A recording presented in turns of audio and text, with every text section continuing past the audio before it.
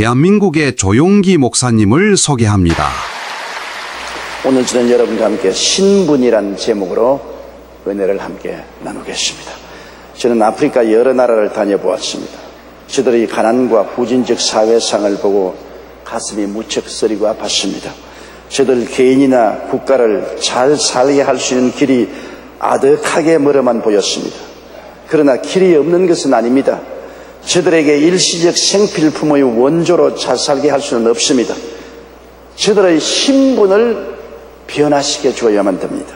그 신분의 변화는 다른 것이 아닌 교육을 통해서만 가능합니다. 미국같이 다인종 사회에서 소수민족의 생활 향상은 교육을 통하여 신분을 향상시켜 줘야만 합니다.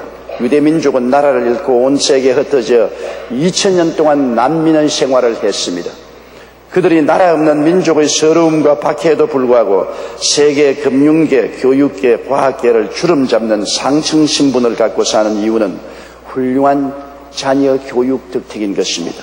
우리 그리스도인들도 승리로운 삶을 살기 위해서는 말씀으로 교육을 받아 예수님 안에서 자기의 신분을 확실히 깨달아 알아야만 되는 것입니다. 자기 신분을 모르면 모래 위에 지은 집 같아서 시험의 바람과 창수가 부딪히면 그냥 쓰러지고 무너져 버리고 맙니다.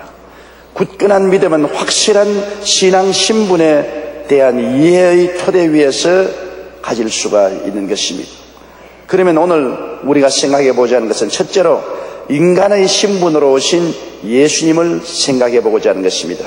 여러분, 첫 아담의 처음 신분은 그 후손들인 오늘날 사람들과는 확실히 다릅니다. 아담은 하나님과 가까운 하나님의 형상과 모양대로 지음받은 신분을 가지고 있습니다. 아주 고상한 신분입니다. 지상 만물의 지배자여 다스리는 왕으로 지음을 받은 신분을 가지고 있고 죽지 않은 삶의 신분을 가지고 있었습니다. 창세기 1장 26절 이하에 보면 하나님이 가라사대 우리의 형상을 따라 우리의 모양대로 우리가 사람을 만들고 그로 바다의 고기와 공중의 새와 육축과 온 땅에 기는 모든 것을 다스리게 하자.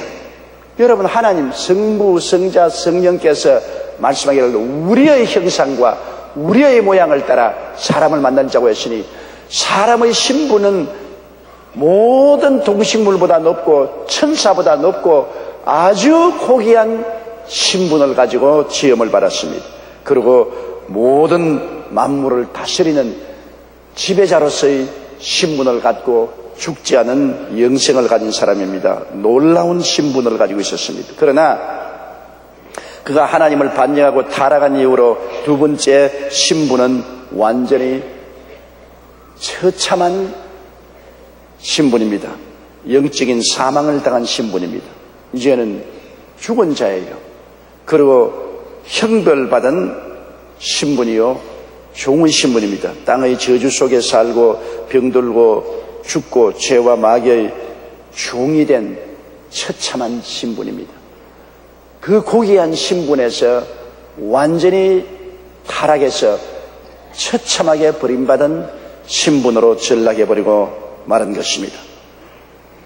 그런데 이 전락한 처참한 신분 때문에 사람들은 죄의 지배를 당하고 세상과 마귀의 노예가 되고 병들고 가난하고 헐벗고 굶주리고 죽고 불행한 인간이 되고 마는 것입니다. 신분이 비천하면 생활도 비천하게 된 것입니다.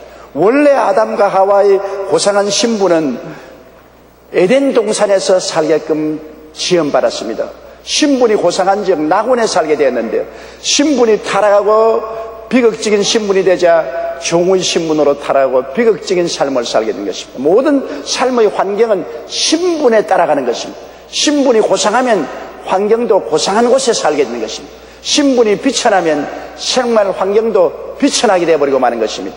그래서 사람들은 타락한 이후로 비천한 신분 가운데서 죄와 슬픔, 저주와 고통, 죽음의 고난 가운데 허덕이고 도저히 헤어날 수 없습니다. 인간을 구출할 수 있는 길은 교육도 아니고 과학도 아니고 원조도 아니고 신분상 하나님 앞에 변화를 받아야 되기 때문에 인간의 신분을 끌어올리기 위해서 하나님의 아들 예수 그리스도께서 하나님의 신분을 버리고 사람의 신분으로 인간 세계에 오시게 된 것입니다. 사람을 건지기 위해서는 사람의 신분으로 오셔야만 하기 때문에 예수님은 인간의 육신을 쓰시고 오신 것입니다. 요한복음 1장 14절에 말씀이 육신이 되어 우리 가운데 거하시며 우리가 그 영광을 보니 아버지의 독생자의 영광이요 은혜와 진리가 충만하더라고 했습니다. 히브리서 2장 14절로 15절에 그도 또한 한 모양으로 혈육에 함께 속하심은 사망으로 말미암아 사망의 세력을 잡은 자 곧 마귀를 없이 하시며 또 죽기를 무서워함으로 일생에 매여 종로로 다는 모든 자들을 놓아주려 함이라. 인간의 신분으로 오셔서 종된 인간을 구출하기 위해서 주님께서 희생하겠다는 것을 보여주는 것입니다. 주님은 죄 없었으면서 죄인이 되어 오셨습니다. 죄인이 아닌데 죄인의 신분으로 오신 것입니다. 로마서 8장 3절로 4절에 율법이 육신으로 말미암아 연약하여 할 수 없는 그것을 하나님은 하시나니 곧 죄를 인하여 자기 아들을 죄 있는 육신의 모양으로 보내어 육신의 죄를 정하사 육신을 쫓지 않고 그 영을 쫓아 행하는 우리에게 율법의 요구를 이루어지게 하렵니다. 죄가 없는데도 죄 있는 인간의 육신, 인간의 신분으로 보내셔서 인간 대신하여 죄를 담당하여 죄의 허리를 꺾어버리게 하시려고 하나님이 하셨다는 것입니다. 고린도후서 5장 21절에는 하나님이 죄를 알지도 못하신 자로 우리를 대신하여 죄를 삼으신 것은 우리로 하여금 저희 안에서 하나님의 의가 되게 하려 했습니다. 죄악의 처참한 노예가 된 우리들을 하나님 앞에서 의로운 하나님의 자녀의 신분을 얻게 하기 위해서 우리 대신 죄를 짊어지게 하시다는 것입니다. 더구나 예수님은 병이 없으면서도 병든 인간의 신분을 가지고 오셨습니다. 주님은 병을 전혀 알 수도 없고 병들 수도 없는 영원한 하나님이십니다. 그런데 병드는 인간의 신분을 가지고 오셔서 인간의 모든 연약과 병을 짊어지고 십자가에 올라가신 것입니다. 마태복음 8장 11절에 이는 선지자 이사야로 하신 말씀에 우리 연약한 것을 친히 담당하시고 병을 짊어지시듯 함을 이루려 하시며 예수님은 십자가에서 몹시 병들었습니다. 그 머리끝부터 발끝까지 온갖 형언할 수 없는 질병으로 고통을 당하셨습니다. 그것은 병이 없는데도 불구하고 인간을 건지기 위해서 병든 신분으로 십자가에 매달리신 것입니다. 예수님은 저주받지 않으셨으나 저주받은 인간의 신분으로 오신 것입니다. 예수님은 축복의 근본인 하나님이시여 하나님의 아들이신데 저주받은 인간의 신분으로 오셔서 이 땅에서 주님께서 풍천 노석을 하시면서 온갖 인간의 고통을 다 당하고 인간의 저주를 짊어지셨습니다. 갈라디아서 3장 13절에 그리스도께서 우리를 위하여 저주를 받은 바 되사 율법의 저주에서 우리를 속량하셨으니 기록된 바 나무에 달린 자마다 저주 아래 있는 자라 하였음이라고 했습니다. 주님은 죽을 수 없으신데 죽을 수밖에 없는 신분으로 오신 것입니다. 하나님이 어떻게 죽으십니까? 하나님은 죽을 수 없습니다. 그런데도 인간의 몸을 쓰고 인간의 신분으로 오셔서 인간의 죽음을 대신 짊어지고 무덤에 들어가서 죽음과 싸워 이기고 사흘 만에 부활해서 일어나신 것입니다. 예수님은 우리와 연합하여 십자가에 달리신 것입니다. 로마서 6장 6절로 7절에 우리가 알거니와 우리 옛사람이 예수와 함께 십자가에 못 박인 것은 죄의 몸이 멸하여 다시는 우리가 죄에게 종노릇 하지 아니하려 함이니 이는 죽은 자가 죄에서 벗어나 의롭다 하심을 얻었습니다. 주님이 십자가에 못 박인 것은 우리의 신분을 가지고서 못 박였으므로 우리가 주님과 함께 못 박인 것이 되고 마는 것입니다. 예수 죽음 내 죽음, 예수 무덤 내 무덤, 예수 승리 내 승리, 예수 부활 내 부활이 되게 만들어 주신 것입니다. 그러므로 오늘 둘째 우리가 알아야 될 것은 예수님이 우리 신분이 되어서 죽었다가 부활하심으로 우리는 예수님 안에서 그리스도의 신분을 담게 된 것입니다. 예수님은 하나님이 우리의 신분을 가지고 오시는데 이제는 주님이 죽었다가 부활하심으로 우리를 예수 그리스도의 부활하신 신분으로 끌어올리셨다는 것입니다. 그러므로 예수 믿는다는 것은 신분상 변화를 말합니다. 아담의 타락한 자손의 신분을 가졌다가 그리스도 안에서 이제는 용서받고 의롭다함을 얻고 부활한 하나님의 아들의 신분에 동참을 하게 된 것입니다. 예수님의 신분을 우리가 얻게 된 것입니다. 로마서 6장 3절로 5절에 무릇 그리스도 예수와 합하여 세례받은 우리는 그의 죽으심과 합하여 세례받은 줄을 알지 못하느냐. 그러므로 우리가 그의 죽으심과 합하여 세례를 받음으로 그와 함께 장사되었나니 이는 아버지의 영광으로 말미암아 그리스도를 죽은 자 가운데서 살리심과 같이 우리도 또한 새 생명 가운데서 행하게 하려 합니다. 만일 우리가 그의 죽으심을 본받아 연합한 자가 되었으면 또한 그의 부활을 본받아 연합한 자가 되리라. 우리는 그리스도와 연합한 자가 되어 그리스도와 함께 연합해서 죽었으면 무덤에 연합해서 함께 들어가고 부활했을 때 그리스도와 함께 연합해서 부활했으므로 이제는 부활의 신분에 우리는 동참하게 된 것을 알아야만 하는 것입니다. 우리는 의롭고 영광된 신분을 그리스도를 통해서 얻게 된 것입니다. 이 상도 죄악과 저주의 더러운 신분이 아닙니다. 그리스도 안에서 용서와 의로운 신분을 받고 하나님의 영광에 참여하는 장엄한 신분을 얻었습니다. 여러분은 신분상의 거대한 변화를 예수 그리스도 안에서 얻은 것입니다. 이제는 종의 신분이 아닙니다. 하나님의 아들의 영광에 참여하는 의로운 신분을 얻은 것입니다. 그리고 우리는 거룩하고 성령 충만한 신분을 얻었습니다. 세상과 마귀에 잡혀서 더럽고 추하고 비참하던 우리들이 그리스도로 말미암아 이제는 거룩하고 성령 충만한 신분에 참여하게 된 것입니다. 디도서 3장 6절로 7절에 성령을 우리 구주 예수 그리스도로 말미암아 우리에게 풍성히 부어주사 우리로 저 은혜를 힘입어 의롭다 하심을 얻어 영생의 소망을 따라 후사가 되게 하려 하심이라. 예수 그리스도의 은혜로 말미암아 이제는 성령 충만을 받고 거룩함을 받아 새로운 신분이 되어 하나님의 자녀로서 그리스도와 함께 하늘나라의 후사가 되게 주님 만들어 주신 것입니다. 그리고 우리는 이제 치료받고 병에서 해방된 신분을 얻게 된 것입니다. 우리 신분이 그래요. 우리 신분은 병에서 치료받고 건강을 얻어야 될 신분을 가지고 있는 것입니다. 신분이 달라졌습니다. 옛날 신분은 질병에 놓여요. 질병에 도역질 당하고 죽임을 당하고 멸망을 당하던 신분이었는데요. 이제는 우리가 신분이 상승이 되었습니다. 다시 말하면 새의 신분에서 매의 신분이 되었습니다. 토끼의 신분에서 사자의 신분이 되었습니다. 이제는 병에 쫓기던 우리가 병을 쫓을 수 있게 되었습니다. 병에 짓밟히던 우리가 병을 짓밟을 수 있는 신분상의 변화가 다가오게 된 것을 알아야 되는 것입니다. 베드로전서 2장 24절에 친히 나무에 달려 그 몸으로 우리 죄를 담당하셨으니 이는 우리로 죄에 대하여 죽고 의에 대하여 살게 하려 하심이라. 제가 채찍에 맞음으로 너희는 나음을 얻었나니. 그러므로 나음을 얻은 신분의 변화를 얻게 된 것입니다. 우리는 이제 아브라함의 복과 형통의 복을 받은 신분이 되었습니다. 신분이 가난하고 병들고 저주받고 헐벗고 굶주리고 낭패와 실망을 당한 그런 신분에서 완전히 변화되어 이제는 아브라함의 복과 형통을 받은 신분이 되었습니다. 나는 김장한 목사님이 세계 침례교 연맹 총회장이 되셔서 5년여 동안 총회장으로 일하시다가 그것을 마쳤으므로 기념 축하연을 제가 열어드렸는데, 놀라운 일은 여러분 생각해보세요. 김장한 목사님이 원래는 시골 가난한 집안에 태어나서 하우스보이로 일했습니다.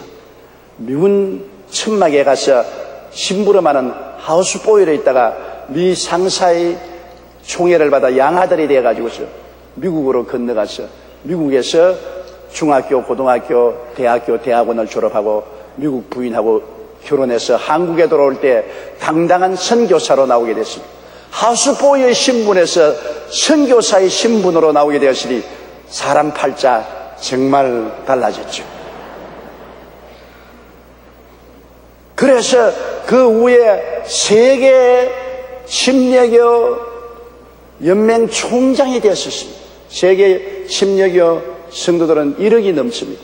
얼마나 신분상 변화를 가져왔습니까? 이처럼 신분상 변화가 왔다는 것은 완전히 사람이 달라진 것입니다. 옛날 김장한 목사 하우스보이가 아닙니다. 세계적인 인물이 된 것입니다. 이처럼 아브라함의 복과 형통을 받은 신분이라는 것은 여러분 엄청난 신분상 변화인 것입니다.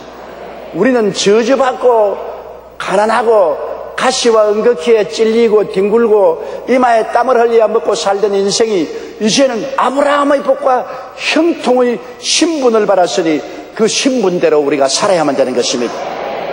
고린도후서 8장 9절에 우리 주 예수 그리스도의 은혜를 너희가 알거니와 부유하신 자로서 너희를 위하여 가난하게 되시면 그의 가난함을 인하여 너희로 부유케 하려 하심이라. 갈라디아 3장 9절에 믿음으로 말미암은 자는 믿음이 있는 아브라함과 함께 복을 받느니라. 그 다음에 우리는 부활과 영생과 천국의 신분을 얻게 된 것입니다. 사람이 한 번 나서 죽는 것은 정한이 있지 않습니까? 우리의 영혼이 육체 속에 살다가 육체를 떠날 날이 언제고 우리에겐 다 다가오는 것입니다. 우리는 다 죽음에 이르는 병에 든 사람인 것입니다. 아무도 여기에서 해방될 수는 없습니다. 그런데 우리의 영혼이 육체를 떠날 때 우리들은 천국과 영생을 얻게 될 것이냐, 영원한 지옥의 고통 속에 들어가서 그 고통과 괴로움이 거기에 달아서 부자가 아브라함에게 부르짖어 나사로를 시켜서 찬물 한 방울 혀를 서늘하게 해달라는 그런 간절한 간구를 하는 처참한 지경에 떨어질 수도 있는 것입니다.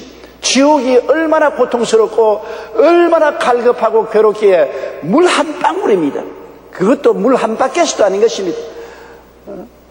나사로를 시켜서 손가락으로 물 한 방울만 적셔서 혀를 서늘하게 해주시옵소서. 그만큼 고통스럽고 괴로운 곳입니다. 그런 곳에 떨어져야 될 우리가 그리스도로 말미암아 부활과 영생과 천국의 영광스러운 신분을 얻게 된 것입니다. 신분이 얼마나 달라졌습니까? 지옥의 노예에서 영원한 천국의 하나님의 귀동자로 변화되게 된 것입니다. 에베소 2장 4절로 6절에 긍휼에 풍성하신 하나님이 우리를 사랑하신 그 큰 사랑을 인하여 허물로 죽은 우리를 그리스도와 함께 살리셨고 너희가 은혜로 구원을 얻은 것이라 또 함께 일으키사 그리스도 예수 안에서 하늘에 앉혔다고 말씀하고 있는 것입니다. 그러므로 셋째로 우리는 이제 달라진 신분을 따라 살아야 되겠다는 것입니다. 우리는 달라진 신분을 따라 살아야지 예수를 믿고 법적으로 신분이 달라지는데도 불구하고 옛날 아담의 자손 마귀의 노예된 신분 그대로 살아서는 절대로 안 됩니다. 오늘날 많은 예수 믿는 사람들이 예수를 믿었으나 그 신분이 법적으로 달라지는데도 불구하고 달라진 신분을 따라 살지 않고 있는 것입니다. 성경은 하나님께서 우리를 흑암의 권세에서 건져내사 그 사랑의 아들 나라로 옮기셨다고 말씀한 것입니다. 누구든지 그리스도 안에 있으면 새로운 피조물이라 이전 것은 지나갔으니 보라 새 것이 되었다고 말씀한 것입니다. 새로운 신분을 얻게 되어서 하니 새로운 신분을 따라 우리가 살아야만 되는 것입니다. 오늘날 많은 예수 믿는 사람들이 자기의 신분이 어떤 것을 모릅니다. 자기의 정체성이 불확실해서 정체불명의 사람으로 살고 있는 것입니다. 자기가 정체가 누군지 모르니 정체불명의 사람으로 이 땅에서 바람 부는 대로 물결 치는 대로 마귀의 발길에 차이면서 살고 있으니 얼마나 비참합니까? 정체불명한 사람이 아닌 정체가 확실하고 신분이 분명하여 새로운 달라진 신분을 따라 우리는 살아야 되는 것입니다. 그러면 어떻게 할까요? 우리가 새로 달라진 신분을 따라 생각이 달라져야 되는 것입니다. 잠언서 4장 23절에 무릇 지킬 만한 것보다 더욱 내 마음을 지켜라. 생명의 근원이 이에서 남이라고 말씀한 것입니다. 내 생각에 따라 모든 운명이 달라지는데 내 신분이 달라졌은즉 달라진 신분으로 생각해야 되는 것입니다. 시골에서 떼꾸물이 쫄쫄 흐르는 옷을 입고 가난한 집에 처녀로서 물동이이고 왔다 갔다 하는 처녀가 서울에 대갓집에 시집을 와서 비단 옷 입고 호의호식하게 되었으면 신분이 달라졌으니 생각이 달라져야 될 것입니다. 생각이 아직도 시골에 떼꾸물이 흐르는 옷을 입고 물동이이고 오줌동이이고 배추밭에 가서 오줌 주던 그러한 생각을 하면 안 되는 것입니다. 신분이 달라졌으니 생각이 달라져야죠. 여러분의 신분이 달라졌으므로 여러분의 생각이 달라져야 되는 것입니다. 나는 용서받는 의인이 되었다고 생각해야 되는 것입니다. 나는 거룩하고 성령 충만한 사람이 되었다고 생각을 바꿔야 되는 것입니다. 나는 치료받고 건강한 사람이 되었다고 생각해야 되는 것입니다. 나는 아브라함의 복을 받고 형통한 사람이 되었다고 생각을 해야 되는 것입니다. 나는 부활과 영생과 천국인이 되었다고 생각을 바꾸어 먹어야 되는 것입니다. 그 사람의 생각이 어때하면 그 사람도 그러하다고 말하고 있는 것입니다. 미국 침례교 목사였던 로버트 로우 씨는 남북 전쟁이 터지자 전사한 사람들의 장례식을 위해 전장으로 뛰어갔습니다. 그런데 시체 더미 속에서 수많은 부사행들이 안 죽고 신음하고 있는 것을 보았습니다. 로우 목사는 장례식보다 일단 죽어가는 사람부터 살려야 되겠다고 결심하고 기도하면서 혼신의 힘을 다해 부상자들을 구출하기 시작했습니다.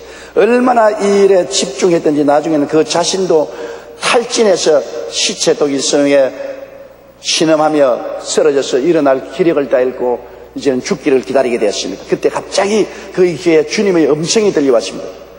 로우리 목사야, 내가 살아있다. 나는 어두움을 이기고 살아났다. 지금 내가 부활의 능력으로 내 속에 살아있다. 그러자 로우리 목사의 생각이 번쩍하고 달라졌습니다.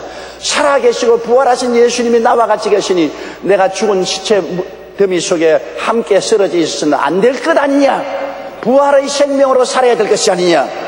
그러자 생각이 달라지자 그는 그곳에서 불떡 일어났습니다. 주님의 부활의 능력이 그에게 임하자 죽어가던 로우리 목사가 자리를 박차고 일어나서 그는 그 감격으로 시를 지었습니다. 그것이 찬송가 150장 무덤에 머물러입니다. 무덤에 머물러 예수 내 구주, 새벽 기다렸네 예수 내 주, 원수를 다 이기고 무덤에서 살아나셨네. 어둠을 이기고 나와 성도와 함께 길이 다스리겠네. 사셨네 사셨네 예수 다시 사셨네. 부활절날 부르는 이 노래를 로우리 목사가 시체 더미 속에서 자기도 기진해서 죽어가고 있을 때 주님이 내가 살아있다. 부활한 내가 너희 속에 있으니 생각을 바꾸고 일어나라. 그래서 그가 일어나서 다시 새 힘을 얻고 환자들을 돌볼 수 있었고 그 다음 이 시를 지었던 것입니다. 얼마나 놀라운 시입니까? 무덤에 머물러 예수 내 구주 새벽 기다렸네 예수 내 주 원수를 다 이기고 무덤에서 살아나셨네. 어둠을 이기시고 나와서 성도와 함께 길이 다스리시네. 사셨네 사셨네 예수 다시 사셨네. 바로 예수님이 오늘 또 여러분 속에서 나는 살아있다, 너희 안에 살아있다, 생각을 바꾸어 먹으라고 말씀하는 것입니다. 우리가 생각을 바꾸어 먹으면 외롭지 않습니다. 예수님은 시체 가운데 쓰러 누운 여러분에게도 오셔서 너는 살아있는 사람이다, 내가 너와 같이 한다고 말씀하시니 생각을 바꾸어 먹어야 되는 것입니다. 그리고 우리는 이제 꿈을 바꾸어야 되는 것입니다. 자화상을 바꾸어야 돼요. 자기는 낭패와 실망을 당하고 버림받고 처절한 사람이라는 자기의 부정적인 자화상을 싹 찢어 없애버려야 되는 것입니다. 십자가로 찍은 새로운 사진을 가슴 속에 품어야 되는 것입니다. 의인의 자화상을 가지십시오. 거룩한 자화상을 가지십시오. 건강한 자화상을 가지십시오. 복받은 자화상을 가지십시오. 천국 귀동자가 된 자화상을 가져야 되는 것입니다. 영혼이 잘됨같이 범사에 잘되며 강건하고 생명을 얻되 풍성히 얻는 새로운 자화상을 가져야만 되는 것입니다. 시편 103편 보세요. 내 영혼아 야훼를 송축하라. 내 영혼아 야훼를 송축하며 그 모든 은택을 잊지 말지어다. 제가 내 모든 죄를 사하시며 내 모든 병을 고치시며 내 생명을 파멸에서 구속하시고 내 소원을 만족케 하사 내 청춘으로 독수리같이 새롭게 한다고 말씀하신 것입니다. 우리는 변화받은 자화상을 가져야만 되는 것입니다. 영국의 에드워드 모르턴은 37세까지 캐비넷 제조공으로 일했던 사람입니다.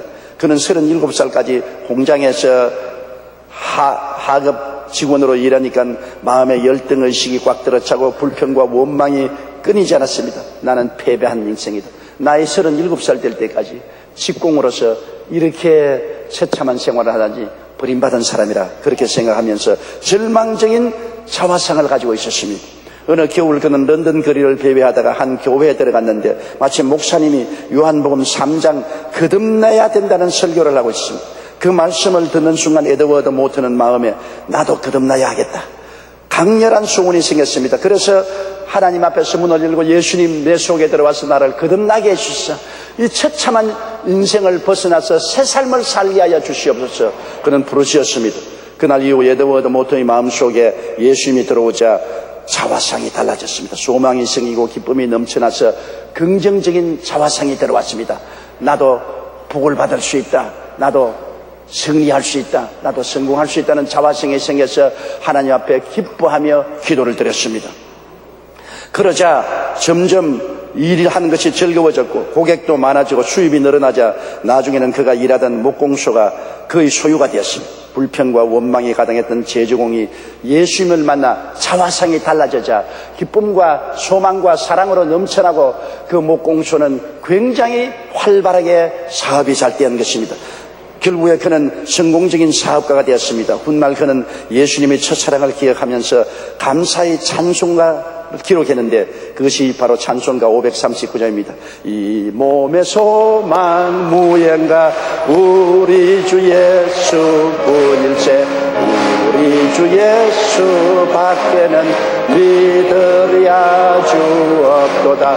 굳건한 반석 있으니 그 위에 내가 서리라 그 위에 내가 서리라.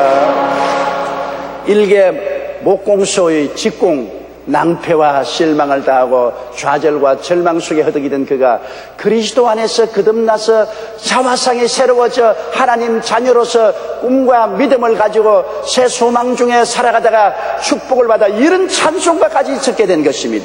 그는 그 일생이 그리스도로 말미암아 얼마나 변화되었다는 간증이 이 찬송을 적게 한 것입니다. 예수님을 믿으면 새로운 신분으로 거듭나는 것입니다. 가난과 저주와 원망과 불평에서 벗어나 아브라함의 복과 형통을 이어받은 신분이 되기 때문에 무슨 일을 하든지 기쁨과 감사를 하게 되고 형통하게 되는 것입니다. 그리고 우리는 믿음을 긍정적으로 바꿔야 됩니다. 우리는 늘 부정적인 믿음을 가지지 말아야 됩니다. 나는 못 살 것이다. 실패할 것이다. 화가 당할 것이다. 낭패할 것이다. 이러한 부정적인 믿음을 가지면 안 되는 것입니다. 사람들은 잘 못 될 것을 자꾸 믿고 있습니다. 잘 될 것을 믿지 않습니다. 안 될 것을 믿고 자꾸 안 될 것을 말하는 것입니다.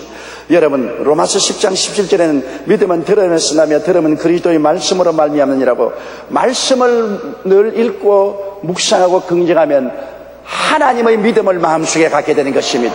하나님 속에는 어두움이 없습니다. 부정적인 것이 없습니다.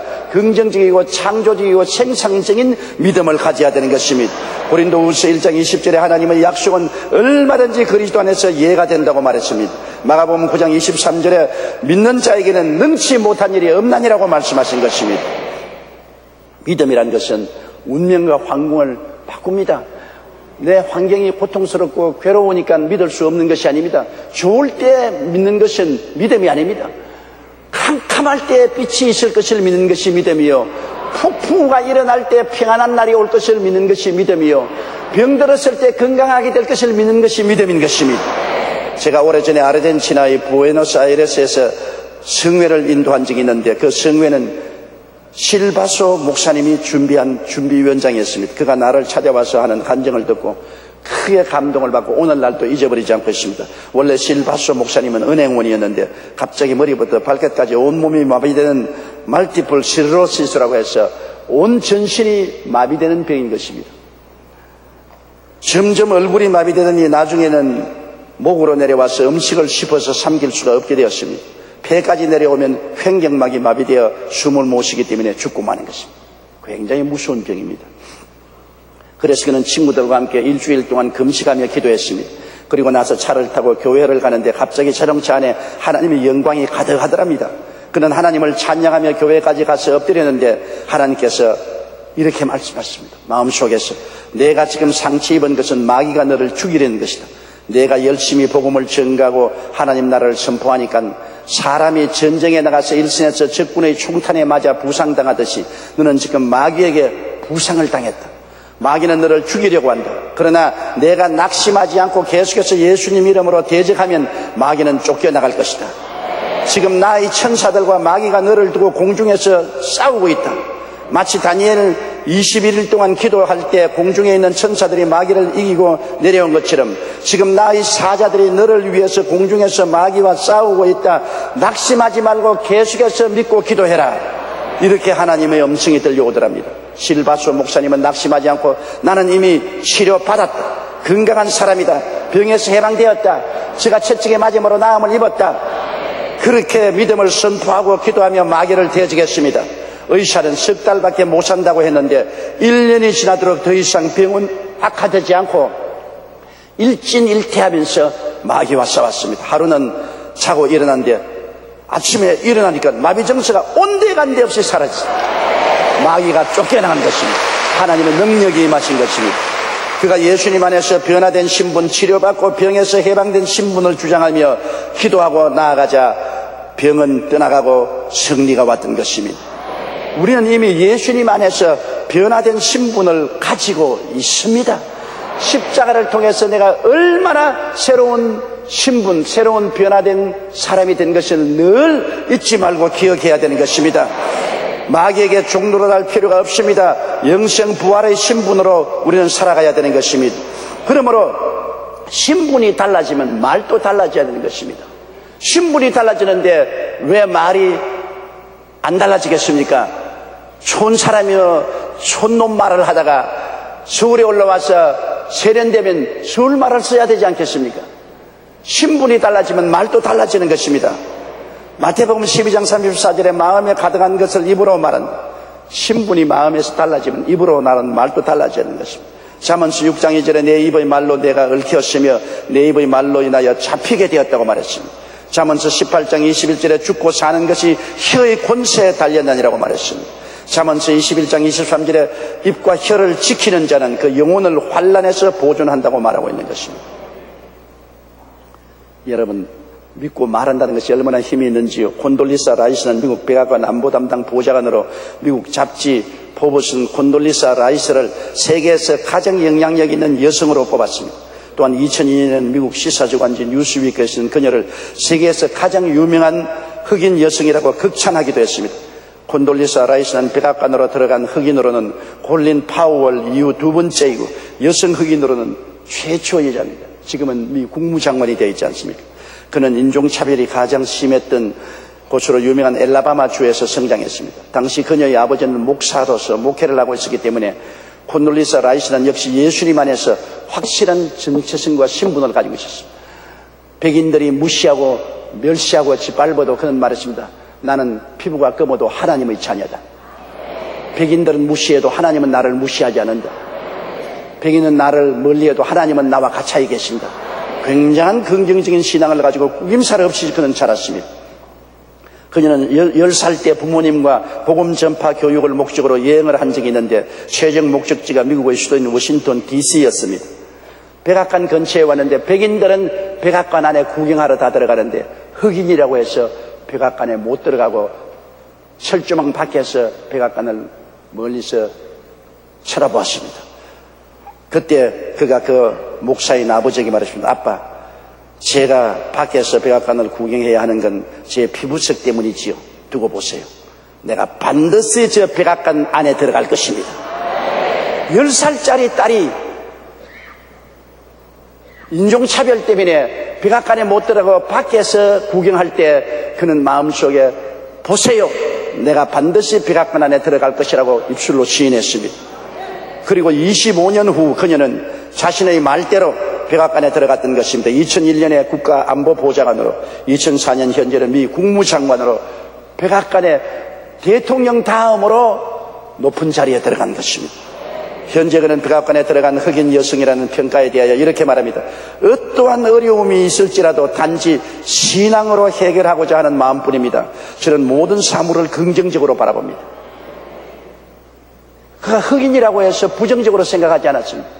피부 색깔로 말미암아 그 생각이 좌우되지 않았습니다. 모든 것을 하나님의 자녀라는 확실한 신분과 정체성을 가지고 하나님 품 안에서 생각을 했기 때문에 열등의식도 좌절감도 없고 모든 환경을 극복하고 그의 말한 대로 이루어졌던 것입니다. 우리가 그리스도 안에서 새로운 신분이 되었다면 마땅히 우리의 믿음과 말은 긍정적으로 바꿔야 되는 것입니다. 달라진 신분대로 살아가면서 말해야 되지 않겠습니까? 이 되뇌 학자들은 뇌세포의 98%가 우리 말의 지배를 받는다고 말합니다. 말에는 행동을 유발하는 힘이 있다고도 합니다. 즉 우리 말이 뇌세포에 전달되면 뇌는 척추신경을 지배해서 행동으로 나타나게 되는 것입니다. 그러므로 우리가 무엇을 말하는가에 따라서 우리의 오장육부 사지 백체도 영향력을 받고 우리의 행동도 영향력을 받는다는 것입니다. 어떤 말을 사용하느냐에 따라 삶이 달라집니다. 그렇기 때문에 예수 안에서 부활한 신분을 가지고 있는 우리들은 그에 합당한 긍정적이고 적극적인 말을 사용해야 되는 것입니다. 우리나라 역사극을 보면 양반과 노비의 말투가 확실히 다른 것을 알 수 있습니다. 대개 양반은 여봐라 누가 있냐, 이리 오너라, 물 좀 가져오너라, 양반의 말투로 말합니다. 그런데 노비는 정반대로 예 주인님 소인 대령했습니다 이렇게 노비의 말투로 대답하면 말에 따라서 허리도 다 굽신굽신합니다. 만약 양반이 노비를 보고 어서 옵시오 이렇게 인사하고 노비가 양반에게 수고했으니 가보게 그렇게 말한다고 하면 여러분 어떻게 했습니까? 참으로 이상한 장면이 될 것입니다. 왜 그렇습니까? 이들의 신분이 다르기 때문인 것입니다. 양반은 양반 신분을 가지기 때문에 양반처럼 말하고 노비는 노비의 신분을 가지기 때문에 노비식으로 말을 하는 것입니다. 우리는 예수 안에서 부활한 신분으로 새롭게 태어난 자들이요 하나님의 아들이니 죄의 종로로 닫은 시절에 쓰는 부정적인 소극적인 말을 버려야만 하는 것입니다. 신분에 합당한 적극적이고 긍정적이고 창조적이며 고상하고 승리하는 말을 해야만 하는 것입니다. 여러분은 종이 아닙니다. 여러분은 예수 그리스도 안에서 하나님의 양반인 것입니다. 이러므로 신분에 합당한 말을 해야 되는 것입니다. 2001년 9월 11일 미국 뉴욕의 테러 이후 불확실한 신분으로는 세계 여행도 숙박도 할 수 없습니다. 오늘날 미국이나 구라파에 가려면 신분 조사가 얼마나 철저한지 몰라요. 불확실한 신분 가지고는 정체불명의 사람으로는 미국 돌아가지 못하고 세계를 여행하지 못합니다. 이처럼 예수님을 믿어도 주님 안에서 새롭게 된 자기 신분을 확실히 모르고 불확실한 존재면 결코 성리적이고 성공적인 신앙생활을 할 수가 없습니다. 십자가를 바라보고 달라진 신분을 마음속에 확인하고 재차 확인하고 다시 확인하고 그 신분을 따라 생각하고 그 신분을 따라 자화상을 꿈꾸고 그 신분을 따라 믿고 그 신분을 따라 말하고 살게 되시기를 예수 이름으로 축원합니다. 다 같이 고개 숙여 기도드리겠습니다. 전능하시고 거룩하신 아버지 하나님, 우리는 다 아담의 후손으로서 종의 신분으로 태어나서 종으로 짓밟히고 찢기며 살아왔는데 우리 주 예수 그리스도 우리 종의 신분으로 오셔서 우리를 십자가에서 청산해 주시고 부활하심으로 끌어올려 그리스도와 함께한 신분을 얻게 해주심을 감사합니다. 고상하고 거룩하고 성공적이고 승리한 신분을 주셨으므로 우리의 새로운 신분, 새로운 정체성을 확인하고 살아가게 도와주시옵시고 다시는 종의 멍에를 매지 말게 도와주시옵소서. 예수님 이름으로 기도드리옵나이다. 아멘. 할렐루야. 아멘. 목사님 감사합니다. 구독과 좋아요는 제작하는 데 힘이 됩니다. 감사합니다.